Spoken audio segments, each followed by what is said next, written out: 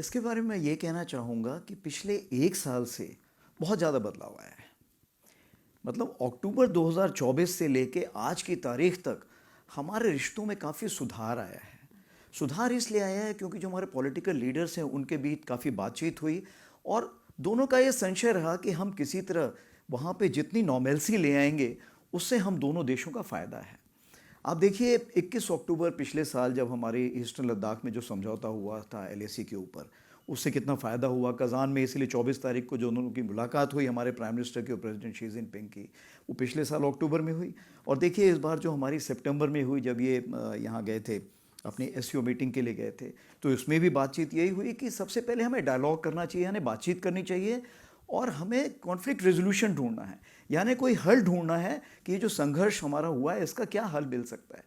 तो जब वहाँ से पॉलिटिकल डायरेक्शन क्लियर होते हैं तो हर जगह फ़ायदा होता है।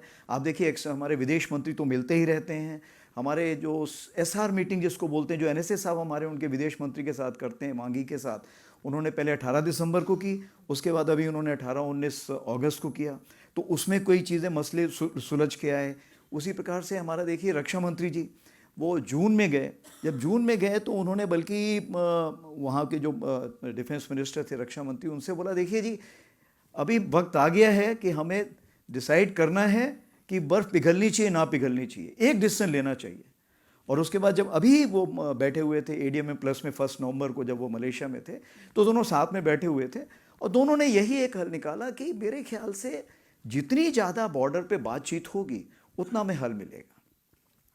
लेकिन मुझे याद है मैं विदेश मंत्री से एक इंटरव्यू कर रही थी और मैंने कॉम्प्लीमेंट किया कि भारत की डिप्लोमेसी किस तरीके से बदली है। उन्होंने कहा कि अगर सरहद पर बैठी हमारी सेना उतनी मजबूत नहीं होती तो हमारी डिप्लोमेसी ऐसी नहीं हो सकती थी। मुझे वो प्लेटफॉर्म नहीं मिलता बात करने के लिए, और इसीलिए मैं उस डिफेंस डिप्लोमेसी की आपसे बात पूछना चाहती हूँ कि जो एक हार्ड पावर डिप्लोमेसी है वो कितनी प्रभावशाली होती है। देखिए सबसे पहले चूँकि आपने श्री जयशंकर जी की बात की, विदेश मंत्री जी की, वो पिछले अक्टूबर में हमारे पास आए थे और उन्होंने सारे आर्मी कमांडर्स को एड्रेस किया था।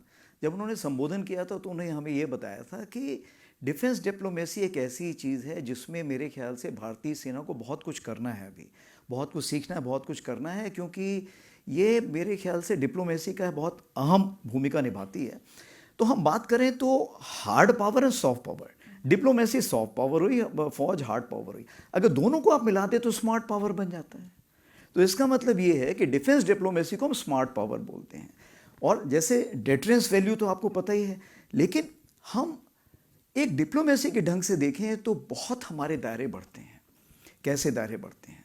कहने का ये मतलब है कि हम सबसे पहले जब दो देशों के बीच में अगर डिप्लोमेटिक रिलेशंस हैं, उसमें मिलिट्री अगर आ जाती है, तो हमारे रक्षा मंत्री जी कहते हैं संगीत और सेना ये दो ऐसे हैं जो सारे विश्व में एक दूसरे की भाषा समझते हैं।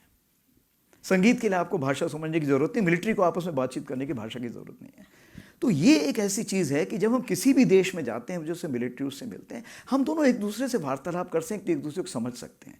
तो आपसी जो विश्वास होता है वो एक बढ़ने लगता है। जब आपसी विश्वास बढ़ने लगता है तो आप देखेंगे कि दोनों में क्लोज कोऑपरेशन शुरू हो जाता है, चाहे वो एक्सपोर्ट इंपोर्ट का हो, या ट्रेडिंग के ऊपर हो, या टेक्निकल एक्सचेंज का हो, सब्जेक्ट मैटर एक्सपर्ट का हो, और किसी भी तरह की बातचीत हो, ट्रेनिंग का हो, या हम एक्सरसाइजेज जो करते हैं, और ज़रूरत पड़ने पे इवन यूनाइटेड नेशंस में जो हमने साथ में काम करना है उसके लिए भी हम काफ़ी आगे बढ़ सकते हैं।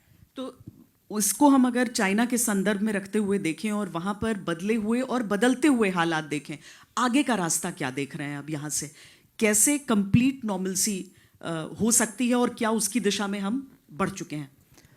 अगर आप देखें पिछले 1 साल में तकरीबन जो ग्राउंड लेवल पे इंटरेक्शन है, हमने 1100 इंटरेक्शन किए हैं, यानी हर दिन 3 इंटरेक्शंस तकरीबन हुए हैं। तो इसका मतलब ये है जो हमारी बातचीत है ग्राउंड लेवल पे, अभी पहले क्या होता था कि सिर्फ कोर कमांडर लेवल पे होती थी, अभी हमने उसको battalion commander, company commander level तक ले आए, ग्राउंड कमांडर तक ले आए हैं।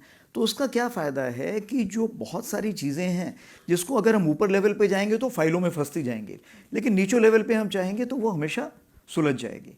तो हमारी कोशिश यही है कि हम बात का बतरंग न बनने दें, जितनी चीज़ें ग्राउंड लेवल पे सुलझा सकें। लेकिन जो मेजर डिसीजंस हैं वो अभी भी जो हमारे हाई लेवल पे ही लिए जाएंगे। तो सबसे बड़ी चीज़ ये हो रही है कि जो हम लोगों का जो सोल्यूशंस है वो हम ग्राउंड पे ढूंढ रहे हैं। उससे क्या हुआ है कि दोनों साइड पे एक लचीलापन आ रहा है बातचीत करने में। दोनों साइड को चूंकि ऊपर की तरफ से भी डायरेक्शंस हैं कि भाई बातचीत में जितना सॉल्व कर सकते हो, जितना आप सोल्यूशन ढूंढ सकते हो, उतना ढूंढने की कोशिश करो।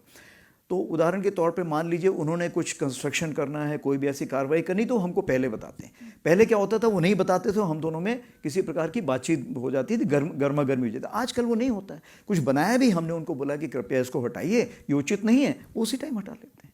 तो एक कहना चाहिए जो ग्राउंड का कॉपरेशन है वो बहुत अच्छा है। अभी जैसे हम बात करें कि डिसएंगेजमेंट टू से डिसएंगेजमेंट काफ़ी तक हो गया है। उसके बाद जब बाउंड्री लिमिटेशन और जो बाकी बातें करेंगे तो उसमें क्या होगा, हमें बहुत फ़ायदा होगा आगे आने वाले दिनों में। तो एक WMCC करके एक ऑर्गेनाइजेशन हम रखते हैं जिसमें जॉइंट सेक्रेटरी विदेश मंत्रालय के उसको हेड करते हैं, working mechanism for consultation and coordination. उसमें हमारे आर्मी के भी नुमाइंदे होते हैं। तो उन्होंने 2 ग्रुप अभी बनाए हैं, एक एक्सपर्ट ग्रुप है और एक वर्किंग ग्रुप है। तो ये दोनों जो ग्रुप है हमें आगे का रास्ता बताएंगे कि कैसे हम बाउंड्री प्रॉब्लम्स को, ये सीमा की जितनी परेशानी है उसको कैसे दूर कर सकते हैं, और जो वो मार्गदर्शन देंगे उसके हिसाब से हम आगे बढ़ते जाएंगे।